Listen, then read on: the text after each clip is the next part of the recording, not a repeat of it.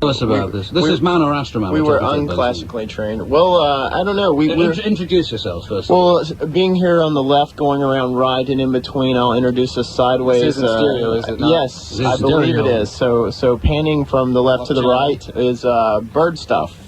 And the middle channel is Star Crunch. And all the way panning all over on the right is Coco, the electronic monkey wizard, who just had an amazing feat. You know, it's bigger than the Russians and the Americans meeting in space. He joined Ice-T for an impromptu version of Cop Killer. Yeah. It was really nice out there. Fantastic. Yeah. Must have been a heartwarming experience. Oh, I'll tell you. Is this your first festival? Have you done festivals before?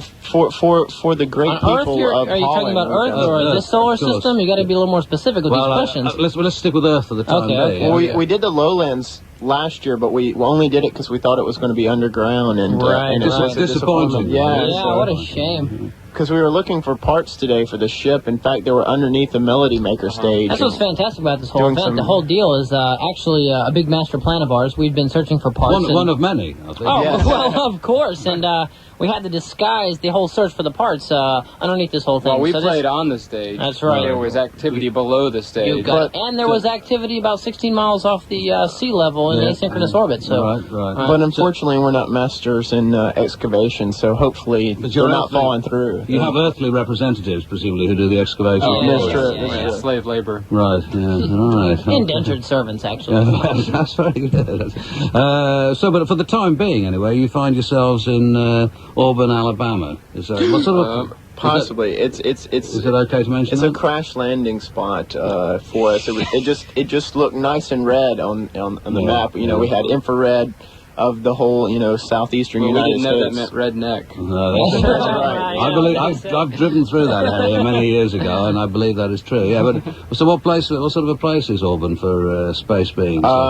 It's a place where you kind of hang low and don't let people know what it's all about. Because, even if you were to tell them from space, it's not like they believe you. That's the good thing about Alabama. It's like you could say you're from space, and Well, we've been faring far better telling people we're not from space. They believe us more that we are from space if we tell them we're not from space. Right. So it's kind of this reverse logic that works at you. So actually, we're not from space. We're just like these three teenage guys from Alabama. Right, I see. That's smarter all the time. That is clever. So double bluff, triple bluff. That's right. Yeah. That's right. I was born in Birmingham, Alabama. That's cute. It sounds like a line from a song. He went to Gresham Junior High School. Gresham Junior High School. Go Raiders. That's right.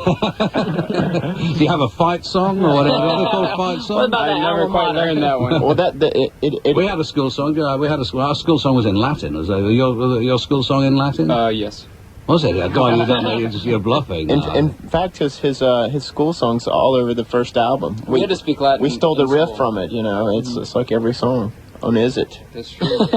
Mine was, I won't say, Rex Eduardo taken amus pium fundatorem nexidales ciliamus regiam sororem. That's impressive. Woo! That's close to our alien language. Is it? Very close. Closer than English, anyway. Right. So you seem to make an amazing number of records. I mean, it's, do you ever feel that you make too many records? They seem to just arrive all the time. They're just a byproduct of the other things we have going on. The records aren't intentional. It's just simply a byproduct of the other big master plans that we have. So really, it's just like kind of going to the toilet or something. Right, it's a form of waste for us. We had one huge record, and it's just been decomposing over it's got a half-life. these It'll 2 last years. for a little while, and once it's out, and so you might as well pick them up while you can, because byproducts as byproducts go. Yeah. Go. We're just going to start making individual records, like one of each, and making thousands of them. There'll be no two the same. Right. That's a highly marketable trick. In 20 years' time, they'll be worth a great deal of money, those records. So how did, from a kind of earthbound perspective, how did the gig go this afternoon? It was